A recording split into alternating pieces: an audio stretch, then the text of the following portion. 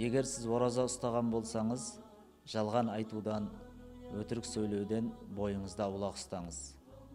Өйткені хадисте былай делінген: Қала Расулуллахи саллаллаху алейхи вассалам: Мән лам ядъ қаула ззури вал амала бих, фалейса лиллахи хаджатун фи ан ядъ таамаху ва шарабах.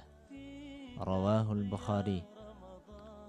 Имам Бухариден жеткен хадисте Алла елшісі саллаллаху алейхи вассалам былай деген: Кімде-кім өтірік сөзбен оған амал қылудан тыйылмаса, Аллаға оның жеп ішуден тыйылуының қажеті жоқ.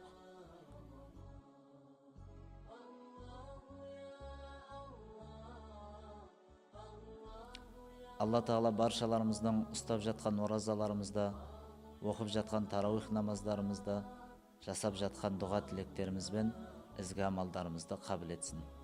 Рамазан мүбәрәк болсын.